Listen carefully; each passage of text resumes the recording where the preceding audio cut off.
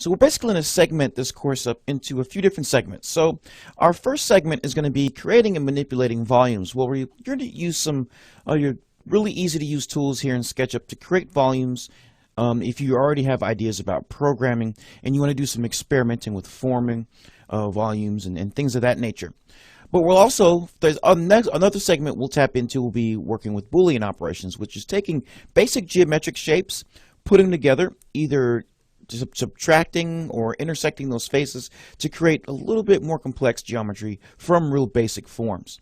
Then we'll also jump into folding and rotating surfaces, and then we'll also take a look at a really cool topic where we'll learn how to create smooth and organic surfaces.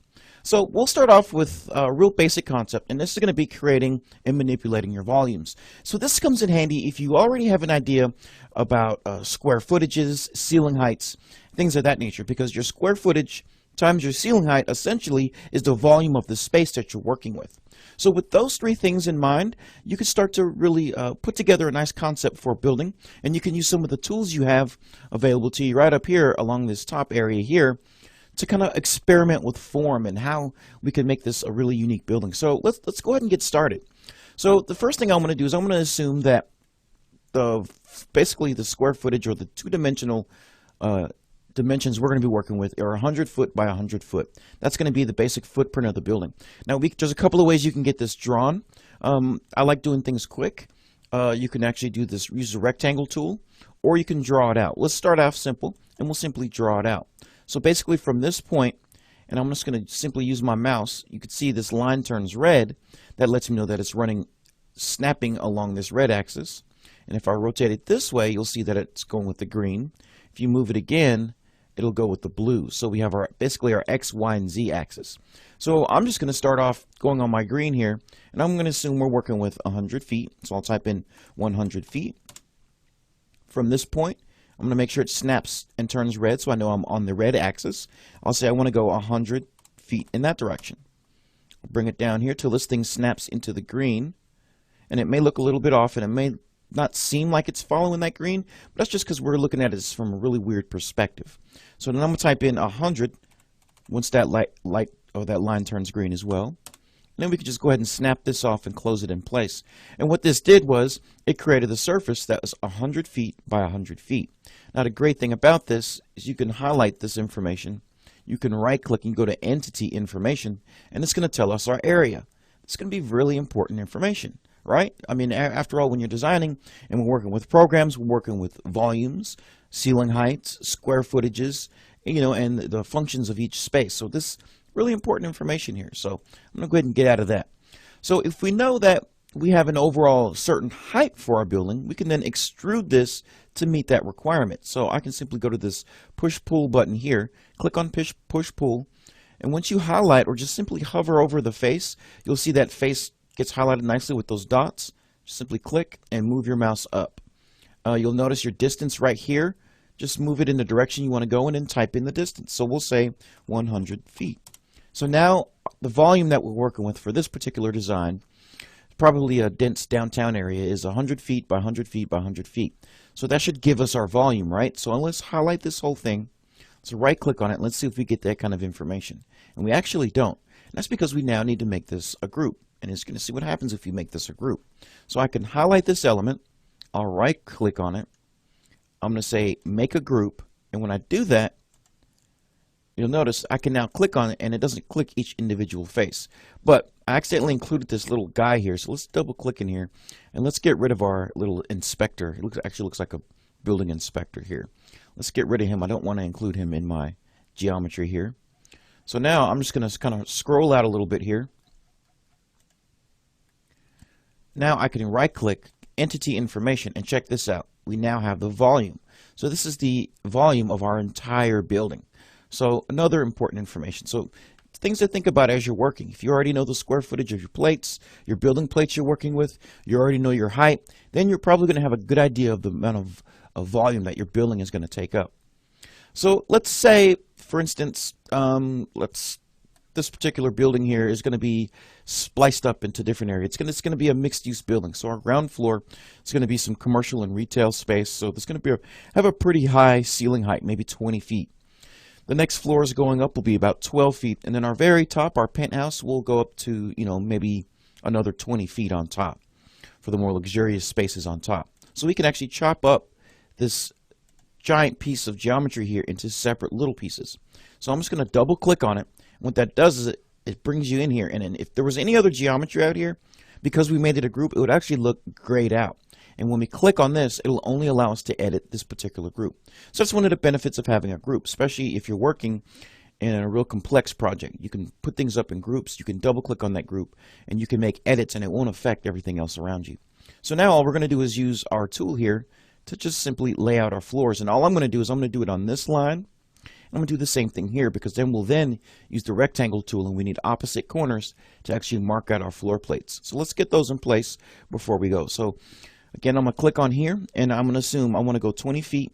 Make sure you put in feet, and you'll notice you got your dot here that shows you that that's there. So we'll go to the opposite corner. We'll type in 20 feet. And again, this will allow us to make our rectangle. So from that point we just made, we know that we have several floors in between that are going to be about 12 feet high. So I'm going to do 12 feet. Again, make sure you put in feet. Otherwise, it's going to automatically assume you're talking about inches. And that's more of a floor thickness as opposed to a floor-to-floor height. So again, we're going to say for this last one, we're going to go back to 20 feet for the penthouse, leaving us some room here for the roof and stuff. And again, this is going to be conceptual, so we're not going to have all of our building elements. We're concerned with how our volume and our spaces are split up, and we're also concerned about glazing and things like that. So we're going to keep it really simple as far as materials and things like that in our geometry. So now I'll just grab my rectangle tool, and we'll start off. Actually, we've got to finish off these here. So I'm going to go ahead and go back up. We'll go 12 feet before we jump into splicing this up. So 12 feet here, another 12 feet, and this last one here is going to be 20 feet. So now we can go to our rectangle tool, and now we can split this up. And the key is making sure that you are double clicked on here when you're making these changes. Otherwise, you're just adding lines on top of this group as opposed to actually coming inside and editing this group. So let's get our rectangles in place. So we're now ready to split up this floor. Oh, looks like didn't catch there. So I want to go from this endpoint here to there. And you can see when I come back here, it now created another face. So what we're doing essentially is just splitting this up. So let's finish it out with the rest of these rectangles. Or in our case, squares. So I'm just going to bring these over. Like so. So there we go. We now have the volume of our building chopped up. We know what the area of each floor plate is going to be. We have a pretty good idea of the function for each space, so we can now do some experimenting with the form of this building. So in the next lesson, I'm going to show you what we can do once we have our volumes and things in place, how we can actually come back in here, turn these into individual little groups and components that we can then manipulate and rotate to come up with a really cool building form. Volume here split up into different sub pieces or subcategories here, but all based on, some kind of a program we got from a client. We can now take each one of these areas and actually turn these into groups and components, so we could do some further exploration with form and also different kinds of layouts for the spacing. So again, to go back in here and mess with this, if I just clicked on it once or try to click on any of those faces we created, you'll notice nothing really happens. You got to actually double click on it again to actually access this group that we made here. So now, as I mentioned before, we have all these individual faces. So what we want to do is actually capture each one of these areas and each one of these slices, create a group and also a component, so we can use one to add a label to, talk about the function of the space, but also group it together so we can manipulate it and rotate it around so we could play with the form of the building, but also use it a little bit later on to maybe come up with a different scheme for this same type of building. So maybe we don't want to stack our plates. Maybe we have a similar design that we can use this for another design for something where we have maybe more land space, where we can actually take these volumes and place them out along the site. So you have some options, and it's all about flexibility and allowing your creative juices to kind of flow as you're working with your form and your volumes. So enough talking, let's put this stuff to action here. So again, as I mentioned, let's double click on this. So what we want to do is we want to capture each particular slice here. So to do that, make sure that you're looking at this thing pretty much straight on. You can do it from a different view. If you come up here to your bar, let's escape out of here real quick. Let's come up here to the top. Let's right click on this area and let's add some things up here. I want to add my views, and you'll see it brings off this view here. But we're also going to right click and we're going to bring up one more option. And what's also going to help us is layers a little bit later on. But for now we have views, so we can click on any one of these. And the key is just getting as straight on as we can, either looking at it from a front view. This will give us a nice front elevation view here. And now all I need to do is create a nice little window to grab and include only what I want to include on that particular level or that portion of the volume. So I'm just going to include that bottom portion. Again, we'll double click on it. So let's highlight in there. So anything that's inside this window from here to infinity basically is going to be selected. So you can rotate around and you can see had we actually gone up and included a little bit more, we would have gotten the entire thing. So there we go. You can see with that one little selection we included everything on all four sides. So the key is making sure you're looking at this thing flat on. So what we did was we selected this first portion. So now right click on it. You'll see make group. Go ahead and go to make group. It's still highlighted. Right click on it one more time. Now go to make component. So what we just did, I'll show you exactly what we just did. Go to Windows, go to our drop down and come to components. And now what we're doing is we're actually have a window open where we can access and reuse and kind of, add some information to the first volume that we created. So if we go to here and we go in model, this is going to give us our components that are in the model. So we'll probably see our guy that was to scale, and we'll also see the first group we created, in this case, which is group run. And it looks like our guy here was actually not an inspector, but he's Mr. Steve or Mr. Paul Stevenson here that we deleted earlier. So all of our components that are inside our model, there or deleted, are going to be visible here. So we have our first one in place, so I can click on that, and now I can either give it a new name. For now, we can call this one, our first group, we can call this one ground floor. And then maybe want to add a detail in there of what exactly is going on in here. So what kind of activities will be housed inside this space or this volume? We can say dining and retail. So dining and retail, because this will be a mixed-use building. So I can move this down just a little bit more. So I can go back to my arrow here, and if I click out of here and I come back in here and I double-click, and now when I come on here, you'll see we have ground floor, dining, and retail, and we have our space divided up nicely. So let's do the same thing. Again, I'm going to go to any one of my views as long as I'm flat on. And right now, I know we're kind of at a perspective, and that was kind of what made it hard for us to be able to grab that at the first selection. So what we'll do here, and I think we can make an adjustment to this, we can come to camera, and if you go to parallel projection, it'll give us the true flat on elevation view, and that's what we want to work with. So now I'm just going to use my selection tool. We're going to go in here. Remember to double click, and now we'll select our next floor. And again, I can rotate around and you can see it picked everything, which is exactly what we wanted. So I'll go back to that front view here. So we'll right click, we'll make this a group, and I'm going to right click it again, and now I'm going to make it a component. And it should be our next group, which is group number 2 again, because we changed our initial group to, we added an actual title to it. So now we can come in here and do the same thing. So I can click on this element, make sure you click on group 2.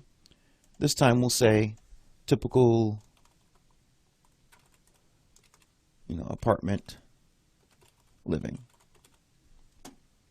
And it's going to include, we'll say 1,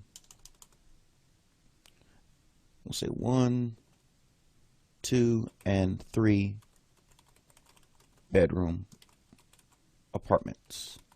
So we know the volume we have, the shapes we have, the forms we have, and we also know the function of each space. So that works. So I can click on my arrow, and I can click on this space, and you can see nicely we've created another volume.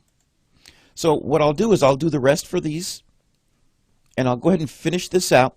And in the next lesson, I'll show you how we can actually play with that geometry and how we can use what we just did to our benefit to actually explore with some of the different building formations. So I challenge you for the end of this, to finish out this lesson, go ahead and group the rest of these floors. The rest of these will be your typical, your typical apartment living. You may need to do typical apartment living floors, whatever floors you want these to be. And then you'll need to do one for the penthouse. So when we start the next lesson, I'll have my ground floor, my typical apartment living, and I'll have my penthouse up here. You can click on this bottom area, and when you right click on it, you'll see a little window pop up. Go to Entity Information, and what this does here, it tells me exactly what I've created. So we've created the definition of this particular entity here is its ground floor, and the cool thing is it gives me the volume of this particular element. So that's that 100 feet by 100 feet by 20 feet height, and that's that volume of that particular section. So I can click on this information, and you'll notice this window will stay open, and I can move my way up, and you can see the different floors. So how I did it was the ground floor. This next one was my 1 and 2 bedrooms. The next one is the 2 and 3. This is the 3 and 4.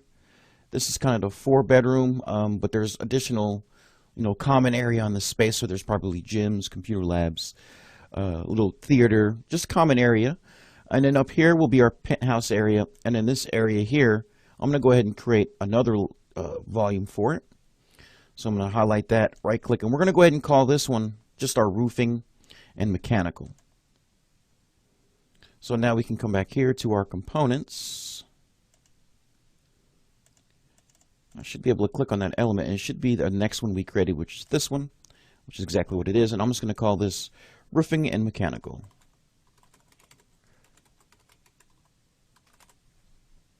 And pretty much what it is pretty self-explanatory, so I'm really not going to put anything in that description, but we now have that taken care of here. So we can close out of this window, and now we have everything sectioned off nicely. So before we move, I want to be consistent, and I want to maintain the volumes for each space. So as I showed you before, you right click and go to Entity Information. It'll show my volume, but when I did it for the next space, it didn't. It just told me the definition. And that's because when we created this, there's actually the bottom portion of this section or this geometry is actually missing, the floor, which is what closes this off and which is what allows us to actually calculate the volume. So really all we need to do is go to each one of these, and I'll show you what we can do is we can rotate around really quick. Grab your rectangle, go from opposite side to opposite side, click in there. Actually, we'll Control Z, you got to actually double click on that particular group. Now draw your rectangle. So we can now kind of click out of here. I can come back in here, double click on that element, double click on that group, right click, Entity Info, and we now have a volume. And that happened because, as I mentioned, as we were splicing this up, the bottom surface gets cut off and it gets included on this one. So that's all you really need to do. If you notice that each one of these volumes are missing, just go on ahead and add that floor, close it off so that we can actually calculate that volume. And again, just to kind of double check, this volume is based on 100 feet by 100 feet by 12 feet ceiling height. And you should get this value here. So just keep that in mind if volume is very important to you. But the main thing here for us is being able to kind of manipulate what we have in place already. So the cool thing about this particular building form is we can keep, this can be an option, or we can actually rotate and kind of twist each floor and volume or function however we want it to in this case. Because we grouped it, we can actually manipulate each one. So I'll kind of show you what I'm talking about here. So we'll double click on this, and I'm going to grab, holding down my control button, I'm going to select each one of these elements from, basically from leaving, not selecting the ground floor. And all I want to do is I want to rotate this. So I'm going to go to a top view. I'm going to go to my rotate. And we need to place it somewhere where we could be consistent about how we're rotating it. And right now it's really not snapping anywhere. So let's go ahead and draw a line. Again, this is just going to be kind of just as a guide. And now I'm going to go back to that rotate, and I'm going to snap into the midpoint. I'm going to go out here till I reach my green, and I'm just going to click, and then we're going to drag, and we're going to move it whatever direction we want. Let's say we want to have this building or all the floor plates spiral up 15-degree increments. We'll say 15. You'll notice that you can either move it to 15 or type in the value 15, and it moves everything. So we can tilt each volume or every function in each floor, creating a really funky looking building. So let's kind of finish off the lesson by spiraling out the rest of this. So like we did before, we'll double click on it. Now I can double click the floors that I want to move. We'll go rotate, snap it to the center point, go until I see that thing snap into the green. Now I'm going to rotate it another 15 degrees. Pretty cool stuff. So now we're going to do the same thing. We'll select this floor and all the floors above it. Rotate, snap to midpoint, go to where I see my line is green, click, and rotate another 15 degrees. Do the same thing here. Hold down Control to get all our buildings. Rotate, snap to that center point, snap to green, rotate 15 degrees, and we're almost done.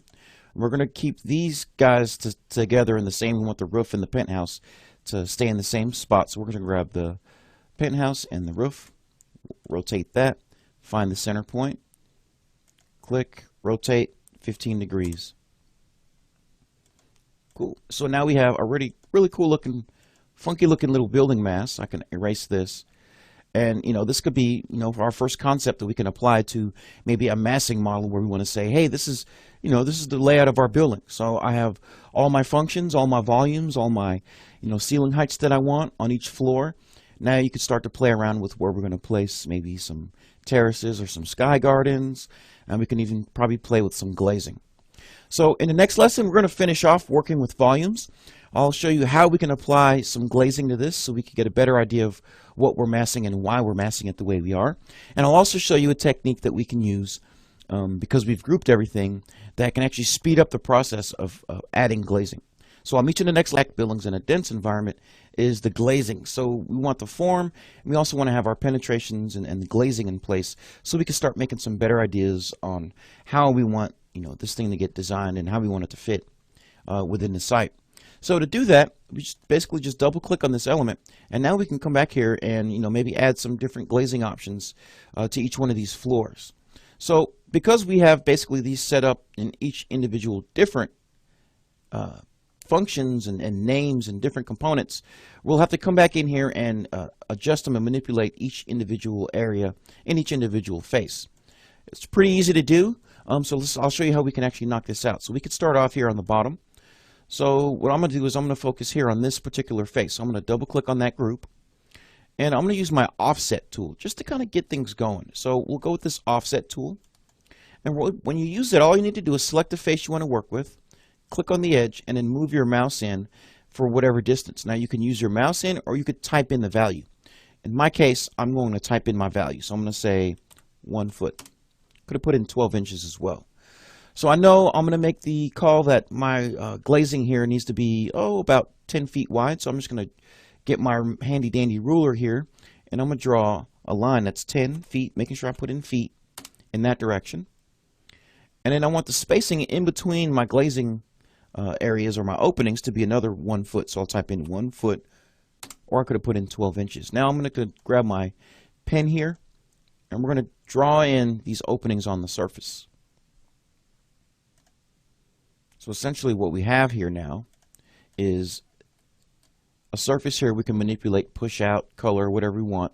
And then we have a thickness for our, maybe this is a structural member, or maybe that's just, the spacing in between each opening. So now if I want to go ahead and quickly apply this and take this glazing and shoot it all the way across, I'm going to keep that. I'm going to hit Control. I'm going to select my first line here, my second line, while my face is highlighted. Now I'm going to type in Control C, Control V, and it's just a matter of getting it placed properly. So here's what we'll do. We'll do it this way. We'll grab this line, we'll grab this face. So I'm going to say Control C, Control V, and we want to get this placed nicely. So I want this to snap in place. So we can place it, and while it's highlighted, let's go ahead and move it right on over into place here. So now I'm going to say Control V. So now it's automatically grabbing it from the proper corner now. So now it's just a matter of snapping it. Control V, Control V, and just keeping this going. And if this math works out properly, I'll have some nice 10-foot windows evenly spaced all the way across here. And it should work out nicely. So it looks good. So we're not done yet. So we have an idea of how this is going to be formed. So now you can use your paintbrush here, your paint bucket. Come up here, and we're going to go, if you don't have translucent picked yet, you could just come to this drop down. You'll have a bunch of options to work with. We're not really working with too many materials. After all, we're just concerned with conceptual massing, so the mass of the building and any kind of openings. So I'm going to go to translucent, and I have a couple of options. I'm just going to go with this blue glass. I'm just going to click on up. Looks like we got to go back and double click on that particular segment again. Double click in there. Now I can go to my paint bucket, and we'll just want to simply paint these individual faces. So we'll go paint bucket, pick your blue, and paint. So you should be able to see inside your model now, and you should have a better understanding of the size of glazing, the type of glazing we're using, so on and so forth. So you see how that worked? That was really, really helpful. So now pretty much all you need to do is go back and you could do the exact same thing to each one of these floors here, using that same offset, copy, and paste method. And we can go ahead and do this. Now the great thing about working the way we've been working is we're able to kind of manipulate each one of these forms. So we can use this technique and kind of add glazing to this entire side of the building. Now it can get a little bit time consuming if we have to do this to each face and each one of these volumes. Depending on what our design is, can be, you know, 2 to 4 faces of glazing, and that can eat up a lot of your time. So because we actually broke this up really nicely, we can actually come up here, go to our windows, and I can come in here, and if we want to play with some of our same volumes, we can do that. We could go to components that we created, and the components we have in place, since we know that pretty much the volumes are going to be the same for all the bedrooms, and you know, for this area we can kind of recreate what we've made, but simply by using some copying and pasting, that can really help us out. So in this case, we could go to ground floor. Actually, I'll show you a better way. We'll go to one of these floors here. We'll go, just grab one of the ones that we're pretty consistent with. And I'm going to go ahead and place it there. So now, if I wanted to, let's close out this window. While this is highlighted, type in Control-C, Control-V. You should get another volume here attached to our crosshair. And now I'm just going to paste that on there. So do the same thing. Control-V. And let's stack this up pretty high. So you may need to place it and then grab it and snap it. A lot of times that might be the trick. So again, Control-V. And snap it to that edge. Control-V. Snap it. So we have 1, 2, 3, 4, 5. Let's say we can add another 3 more. So we'll say Control-V. And this may just be a different structure, but this is a technique you can take. It's similar to what we did for this building.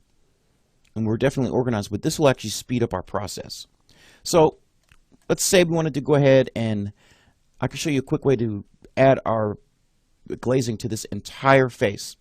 Basically what we did was we took this individual volume here, right click it, go to entity information. You see it's the 1 and 2 bedroom, right? So if I click on this one, it's the 1 and 2 bedroom. Everything's the same, right? It's a copy of itself.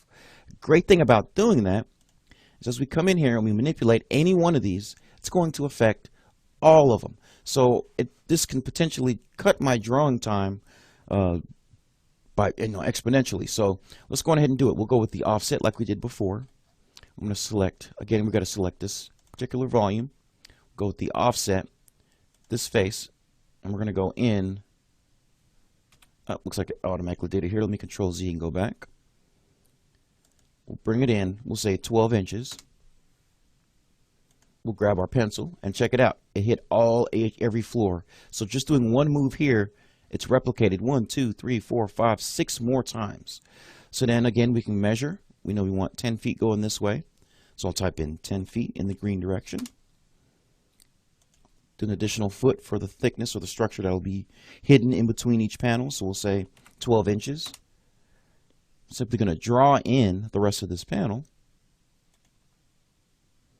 And as we do this, it automatically updates throughout the rest of this drawing. So now we can actually come in here, select our face and our lines like we did previously. Control-C, Control-V. I'm going to grab this element and I'm just going to place it right there, but we want to make an additional move here so we can have it align properly and snap in place. So now I can say Control-V, and we could simply add this. And as we do it, our entire face is filling up. And that's because we copied that component. So if you're in a situation where volumes are the same, maybe you just need to make one volume and replicate it.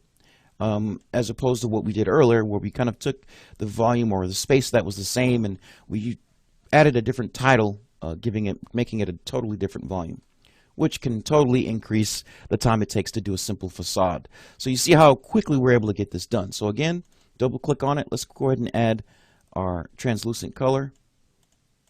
And like magic, we've just completed a whole face of our building. So we can get out of here, go back to this, hit escape or something and get out of there.